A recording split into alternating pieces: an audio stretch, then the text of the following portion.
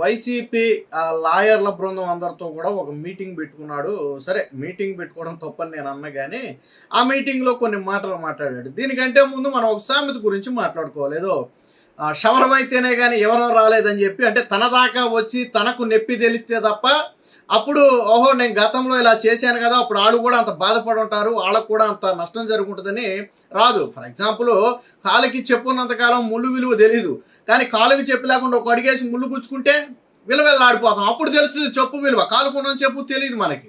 అలాగే ఇక్కడ కూడా జగన్మోహన్ రెడ్డికి ఏంటంటే పాపం తన అధికారంలో ఉన్నంతకాలం ఏంటంటే చర్మం బాగా మందబారిపోయి ఏం చేసినా చెల్లుతుందే, నాకు ఎవరు నాకు అడ్డు చెప్పేవాళ్ళు లేరు అని అనుకున్నాడు. బట్ ఎప్పుడైతే అధికారం లాంటి చొప్పు తొలగిపోయిందో అక్కడ జగన్మోహన్ రెడ్డికి ఇప్పుడు నొప్పి తెలుస్తుంది, ఎందుకంటే ముళ్ళ మీద నడిచే పరిస్థితి వచ్చింది. దీని గురించి ఎందుకు మాట్లాడుకుంటామంటే నిన్న జగన్మోహన్ రెడ్డి ఒక మాట మాట్లాడాడు. ఏం మాట మాట్లాడాడంటే, ఒక మనిషిని జైల్లో పెట్టడం అంటే దెబ్బ తీయటమే, పరువు తీయటమే, దెబ్బ కొట్టినోడికి నొప్పి తెలిసేలాగా యాప్ అని చెప్పి సరే యాప్ గురించి కాసేపు పక్కన పెడితే జగన్మోహన్ రెడ్డి ఏమంటున్నాడంటే, ఒక వ్యక్తిని అరెస్ట్ చేయటం అంటే ఆ వ్యక్తిని పరువు తీసి ఆ వ్యక్తి ఆ పరువు మొత్తాన్ని కూడా బజారుకి ఎచ్చటమే అరెస్ట్ చేయడం అని చెప్పి జగన్మోహన్ రెడ్డి మాట్లాడాడు. ఎవరి గురించి మాట్లాడాడు అంటే మిథున్ రెడ్డి గురించి మాట్లాడాడు. ఓకే, ఒక వ్యక్తిని అరెస్ట్ చేయడం తప్పు, జగన్మోహన్ రెడ్డి దృష్టిలో తప్పు చేసినా కానీ చూసి చూడనట్టు వదిలేయాలి తప్ప అరెస్ట్ చేయకూడదు. మరి జగన్మోహన్ రెడ్డి కూడా గతంలో అరెస్ట్ అయ్యాడు కదా, సరే అది కూడా కాసేపు పక్కన పెడదాం. సాధారణంగా జగన్మోహన్ రెడ్డి నోటి నుంచి ఒక వ్యక్తిని అరెస్ట్ చేయడం అంటే పరువు తీయటమే అని జగన్మోహన్ రెడ్డి అంటే వెంటనే మనకి గుర్తొచ్చే మాట ఏంటి? మరి చంద్రబాబు నాయుడు ఏం చేసావు జగన్మోహన్ రెడ్డి? కరెక్టే కదా, జగన్మోహన్ రెడ్డి గతంలో చంద్రబాబు గారిని అరెస్ట్ చేశాడా లేదా? పోనీ తప్పు చేస్తే అరెస్ట్ చేశాడు అని మీరు ఎవరైనా అనుకోవచ్చు, తప్పుని నిరూపించాడా? 5 ఏళ్ల పాటు అధికారంలో ఉన్నాడు, ఏదో 100 కోట్లు అన్నాడు, తర్వాత స్కిల్ డెవలప్మెంట్ 50 కోట్లు అన్నాడు, 20 కోట్లు అన్నాడు, చివరికి ఎప్పటి వరకు మీకు open challenge skill development scam అనేది ఎంతో మీరు కరెక్ట్గా చెప్పగలరా? చెప్పలేరు, ఎందుకంటే దానికి ఒక ఫిగర్ లేదు. జగన్మోహన్ రెడ్డి రోజుకు ఒక ఫిగర్ చెప్తే వాస్తవానికి అది 100 కోట్లు అన్నాడు ఫస్ట్ అరెస్ట్ చేసినప్పుడు, తర్వాత కోట్లోకి వెళ్ళాక అది 50 కోట్లు అన్నారు, తర్వాత 20 కోట్లకో 15 కోట్లకో వచ్చింది చివరికి వచ్చేటప్పటికి. అంటే స్కిల్ డెవలప్మెంట్లో స్కామ్ అనేదే లేదు. కోర్టు కూడా చంద్రబాబు గారికి బెయిల్ ఇచ్చే సమయంలో ఏం చెప్పింది? మీరు కావలసినంత గడువు తీసుకున్నప్పటికీ కూడా చంద్రబాబు గారు నేరం చేశారు అనటానికి తగిన ఆధారాలు చూపలేకపోయారు అని చెప్పి ఆయనకి బెయిల్ ఇచ్చింది కదా. మరి ఆ రోజు ఆధారాలు కూడా లేని ఒక కేసులో చంద్రబాబు గారిని అరెస్ట్ చేశావు అంటే ఆయన పరువు తీయటానికే కదా. చేసినోడికి ఇలాంటి బాగా తెలుస్తుంది. జగన్మోహన్ రెడ్డి దృష్టిలో ఒక వ్యక్తిని అరెస్ట్ చేయడం అంటే పరువు తీయటమే. అది తెలుసు కాబట్టే చంద్రబాబు గారి పరువు తీయాలనే ఆయన తప్పు చేయకపోయినా ఆయన అరెస్ట్ చేశారు. కొల్లు రవీంద్రని వేధించారు, చింతమనేని ప్రభాకర్ని వేధించారు, అయ్యన్నపాత్రుని వేధించారు, అచ్చెన్నాయుడిని వేధించారు, ధూళిపాళ నరేంద్రని వేధించారు, ఇంకా అనేక మంది టీడీపీ కార్యకర్తలను వేధించారు కదా. గతంలో గుట్టిపాటి రవిని అయితే ఆయన వ్యాపారాలు ఎంత దారుణంగా దెబ్బతీశారు ఆయన కానీ నిలబడ్డాడు. మరి గతంలో అంతమంది నేతలను ఎలా వేధించావా జగన్మోహన్ రెడ్డి? ఈ రోజు నువ్వు నీతులు మాట్లాడుతున్నావు కదా, ఏదో నీ హయాంలో నేను ఎవరి మీద చేయలేదు, నేను ఎవరిని అరెస్ట్ చేయలేదు అన్నట్టుగా ఈ రోజు నువ్వు నీతులు మాట్లాడుతున్నావు కదా జగన్మోహన్ రెడ్డి. మిథున్ రెడ్డి తప్పు చేశాడని కోర్టులు చెప్తున్నాయి. మిథున్ రెడ్డి ఏసీబీ కోర్టుకి వెళ్తే బెయిల్ ఇవ్వాలా, హైకోర్టుకి వెళ్తే హైకోర్టు ఏమంది ముందు అదుపులో తీసుకుని ప్రశ్నించండి, ఇది పెద్ద స్కామ్ అంది. సుప్రీంకోర్టుకి వెళ్తే సుప్రీంకోర్టు కూడా ఏమంది, పెద్ద స్కామ్, ఇందులో మేము జోక్యం చేసుకోమంది కదా. నీకు ఎందులోనూ ఊరట దొరకే కదా చివరికి వెళ్ళి లొంగిపోతే అరెస్ట్ చేశారు. మరి జగన్మోహన్ రెడ్డి గతంలో ఈ నంగరాజు కౌరులు చెప్పేటప్పుడు గతంలో చేసినవన్నీ కూడా జగన్మోహన్ రెడ్డి గుర్తుపెట్టుకోవాలి కదా. పైగా నిన్న జగన్మోహన్ రెడ్డి ఒక్కో మాట కూడా మాట్లాడాడు, ఏదో నా రాజకీయ జీవితంలో నేను చంద్రబాబు లాంటి రాజకీయ నాయకుడిని చూడలేదు, అరాచక పాలన, ఏదేదో కొన్ని మాటలు మాట్లాడాడు. నాకు అర్థం కాని విషయం ఏంటంటే జగన్మోహన్ రెడ్డి రాజకీయ జీవితం ఎంత? మామూలుగా అడుగుతున్నా, జగన్మోహన్ రెడ్డి రాజకీయ జీవితం ఎంత? జగన్మోహన్ రెడ్డి ముఖ్యమంత్రి కావటానికి ముందు ఎన్నాళ్ళ రాజకీయ అనుభవం ఉంది, ఏం పదవులు వెలగబెట్టాడు? జగన్మోహన్ రెడ్డి రాజకీయ జీవితం అంటే జగన్మోహన్ రెడ్డి రాజకీయ జీవితం మొత్తం జైల్లో ఉందని చెప్పాలా. జగన్మోహన్ రెడ్డి రాజకీయ సగ జీవితం జైల్లో ఉంది. ఆ నాన్న ముఖ్యమంత్రిగా ఉన్నప్పుడు జగన్మోహన్ రెడ్డి వెలుగులోకి వచ్చాడు. జగన్మోహన్ రెడ్డి ముఖ్యమంత్రి కాకముందు ఎవరు ఆఫ్టర్ ఆల్ ఎంపీ.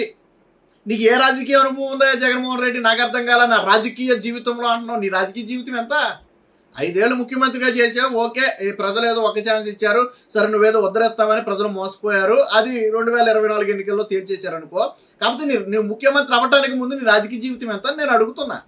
ఏం చేసావు నువ్వు ముఖ్యమంత్రి అవ్వడానికి ముందు? After all MP. పైగా నీ తండ్రి అధికారాన్ని అడ్డం పెట్టుకుని 43,000 కోట్లు దోచేసావు. ఇది ఆన్ రికార్డ్. ఇది సిబిఐ చెప్పింది. ఇది మామూలుగా అయితే 1,00,000 కోట్లు అంటారు. అది 1,00,000 కోట్ల 2,00,000 కోట్లు పక్కన పెడదాం. 43,000 కోట్ల రూపాయలు నువ్వు దోచావని సిబిఐ చెప్పింది. నీ రాజకీయ జీవితం ఏంటో తెలుసా? దోపిడీలు, దౌర్జన్యాలు. నీ తండ్రి అధికారాన్ని అడ్డం పెట్టుకునే నువ్వు 43,000 కోట్లు దోచావు అంటే నువ్వు ముఖ్యమంత్రిగా ఉన్నప్పుడు ఎన్ని వేల కోట్లు దోచుంటావు జగన్మోహన్ రెడ్డి? నువ్వు ముఖ్యమంత్రిగా ఉన్నప్పుడు ఎన్ని వేల కోట్లు దోచుంటావు? ఒకసారి మచ్చుకు ఆలోచించుకోండి.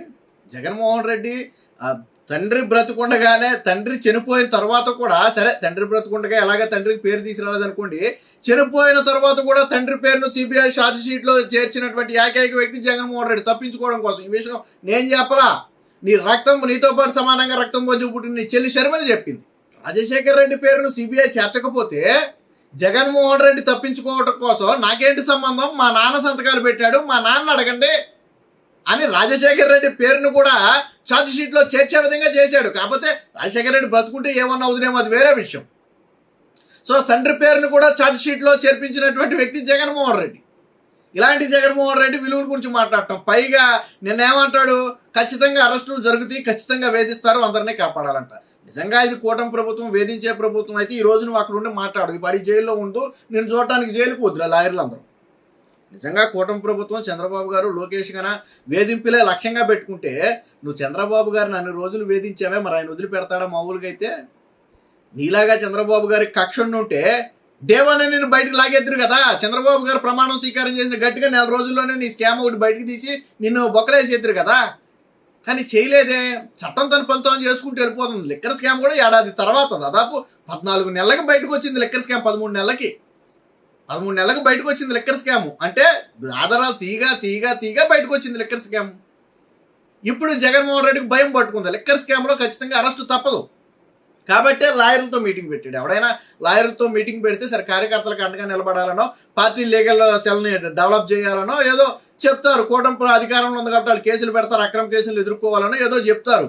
అక్కడ కూడా వెళ్ళిపోయి చంద్రబాబు గారు పాటే పాడుతున్నాడు. అక్కడ కూడా వెళ్ళిపోయి తాను ముఖ్యమంత్రిగా ఉన్నప్పుడు, నువ్వు ముఖ్యమంత్రిగా ఉన్నప్పుడు ప్రజలందరూ చూశారు. జగన్మోహన్ రెడ్డి ముఖ్యమంత్రిగా ఉన్నప్పుడు చూశారు. 2024లో తీర్పు చెప్పారు. జగన్మోహన్ రెడ్డి ఏదైనా మాట్లాడేటప్పుడు గతంలో తీర్పును ఒకసారి గుర్తుపెట్టుకోవాలి. నీకు 2019లో నీకు 151 సీట్లు ఇచ్చి 2024లో 11 సీట్లు ఇచ్చారు. అంటే ప్రజలు నిన్ను పూర్తిగా తిరస్కరించారు. 2014 నుంచి 19 వరకు చంద్రబాబు పాలన చూశారు. 19 నుంచి 24 వరకు జగన్ పాలన చూశారు. చూసిన తర్వాత ప్రజల్ని ఎన్నుకోండి అమ్మ, మీకు ఎవరు కావాలో చూసుకోండి, ఇద్దరిని చూశారు కదా, ఎవరిని కావాలో చూసుకోండి అంటే చంద్రబాబు గారే కావాలన్నారు. జగన్మోహన్ రెడ్డికి ప్రతిపక్ష హోదా ఇవ్వడానికి కూడా ప్రజలు ఒప్పుకోలా. జగన్మోహన్ రెడ్డి ఇప్పుడు ఏదో గంభీరమైన పలుకులు పలుకుతున్నాడు కానీ జగన్మోహన్ రెడ్డికి ప్రతిపక్ష హోదా ఇవ్వడానికి కూడా ఒప్పుకోలే. జగన్మోహన్ రెడ్డి కూడా తలెత్తుకోలేకే అసెంబ్లీకి తప్పించుకు తిరుగుతున్నాడు. ఏమని? నాకు ప్రతిపక్ష హోదా ఇస్తేనే. ప్రజలేమన్న హోదా నువ్వు అడుక్కోవడం ఏందా జగన్మోహన్ రెడ్డి? సిగ్గులేదు. ప్రజలేమన్న హోదా నువ్వు అడుక్కోవడం ఏంటి? నీకు దమ్ముంటే నిలబడి వచ్చే ఎన్నికల్లో ముఖ్యమంత్రి అవ్వు, లేదా ప్రతిపక్ష హోదా సరిపడా సీట్లు తెచ్చుకో, తప్పులేదు. ప్రజలే నీకు మ్యాండేట్ ఇవ్వకపోతే నువ్వు చంద్రబాబు గారి దగ్గరికి వెళ్ళిపోయి నాకు ప్రతిపక్ష హోదా ఇవ్వండి అని అడుక్కోవడం ఏందా జగన్మోహన్ రెడ్డి? కాబట్టి జగన్మోహన్ రెడ్డి మాటలు విన్న తర్వాత నేను అందరికీ ఒకటే గుర్తొచ్చింది. నిజంగా ఒక వ్యక్తిని వేధించటమే, అరెస్ట్ చేయటమే ఆ వ్యక్తి పరువు తీయటం అయితే ఆ రోజు చంద్రబాబు గారు నువ్వు వేధించింది అందుకే కదా నువ్వు. పైగా లోకేష్ కూడా రేపో మాపు అరెస్ట్ అని చెప్పి అప్పుడు ఊగారు. ఎక్కడ భువనేశ్వర్ గారు, బ్రాహ్మణి గారు బయటకు వచ్చి నిలబడితే మొత్తం వ్యవస్థ అంతా కూలిపోద్దని భయం వేసి జగన్మోహన్ రెడ్డికి లోకేష్ గారు జోలికి వెళ్ళాలి. లేకపోతే ఏదో తప్పుడు కేసు ఆయన మీద కూడా దాదాపు 12 కేసులు 13 కేసులు పెట్టినట్టున్నారు. పాదయాత్ర కానివ్వండి, లేకపోతే ఇంకోటి కానివ్వండి, ఏదో ట్రాక్టర్ లైసెన్స్ లేకుండా ట్రాక్టర్ తోలేరని ఒకటి, పాదయాత్రలో మైకు వాడారని ఒకటి, జనాన్ని వేసుకెళ్లారని ఒకటి, ఇలా రకరకాల కేసులు పెట్టారు. ప్రతి ఏ కేసులోనూ అరెస్ట్ చేసే సాహసం చేయలేకపోయారు. ఏదో ఇన్నర్ రింగ్ రోడ్ అన్నారు, అవుటర్ రింగ్ రోడ్ అన్నారు, సిఐడి చేత నోటీసులు ఇప్పించారు, పిలిచారు విచారణకి, కానీ ఏమీ చేయలేకపోయారు. చంద్రబాబు గారి మీద మాత్రం ఒక తప్పుడు కేసును పెట్టి ఆయన్ని కొన్ని రోజులు జైల్లో అయితే ఉంచగలిగారు. కాబట్టి జగన్మోహన్ రెడ్డి తెలుసుకోవాల్సిందంటే, అందుకే నీకు మొదట్లో ఒక సామెత చెప్పా. ఏం సామెత అంటే శవరం అయితేనే కానీ ఎవరం రాలేదని. ఈరోజు నువ్వు అరెస్ట్ అవుతావు అని భయం వేస్తే అప్పుడు నీకు విలువలు, విశ్వసనీయతలు గుర్తొచ్చేసింది. చంద్రబాబు గారు అరెస్ట్ అయినప్పుడు ఆధారాలు అవసరం లేదు, ఆరోపణలు అవసరం లేదు, నాకు నచ్చలేదు కాబట్టి ఏదో కేసు పెట్టి తోసేయాలి అన్న. ఆ రోజు నువ్వు చేసింది ఏంది? ఈరోజు ఇంకా కూటమి ప్రభుత్వం అలా విచ్చలవిడిగా వెళ్తలా. పైగా ఏదో యాప్ గిప్ అని చెప్పి జగన్మోహన్ రెడ్డి మాట్లాడుతున్నాడు. ఆ యాప్ గిప్ అంతా ఉత్తిదే. వైసీపీ కార్యకర్తలు నిర్వీర్యం అయిపోయారు. పని చేయడానికి ఎవరు సిద్ధంగా లేడు. జగన్మోహన్ రెడ్డిని నమ్మి భవిష్యత్తు నాశనం చేసుకోవడానికి ఎవరు సిద్ధంగా లేడు. కాబట్టి మీ జోలికి వచ్చిన వాళ్ళు అంటూ నేను చూస్తా, అందుకోసమే యాప్ తెస్తున్నా, ఇవన్నీ ఉత్తి మాటలు. జగన్మోహన్ రెడ్డి ముఖ్యమంత్రిగా ఉన్నప్పుడే అదే సోషల్ మీడియాని సిబిఐ వాళ్ళు తీసుకెళ్ళి బొక్కలు వేశారు. న్యాయమూర్తుల మీద అసభ్యకర వ్యాఖ్యలు పెడితే ఏం చేశాడు జగన్మోహన్ రెడ్డి? లీగల్ సపోర్ట్ కూడా వాళ్ళ. పైగా సాక్షులు ఏమని వేసాడు తెలుసా? అరెస్ట్ అయిన వాళ్ళకి మాకు సంబంధం లేదని వేసాడు. సరే, తెరవానికి ఏదైనా సపోర్ట్ ఇచ్చాడో మనకు తెలియదులే, కానీ సాక్షులు ఏమని వేసాడు? అరెస్ట్ అయిన వాళ్ళకి మాకు సంబంధం లేదని వేసాడు. అది జగన్మోహన్ రెడ్డి నీచమైన చరిత్ర. అప్పుడు అధికారంలో ఉన్నప్పుడు సొంత కార్యకర్తలు నాకు సంబంధం లేదన్నాడు. ఈరోజు వాళ్ళ కోసం యాప్ తెస్తా అన్నాడు. ఎవడైనా నమ్ముతాడా జగన్మోహన్ రెడ్డి మాటలు? వైసీపీ కార్యకర్తలు ఒకటే ఆలోచించండి, జగన్మోహన్ రెడ్డికి గతంలో పనిచేసినాడు ఇప్పుడు ఎవడైనా పనిచేస్తున్నాడా? ఈవెన్ సజ్జల భార్గవ రెడ్డితో సహా అందరూ జంపు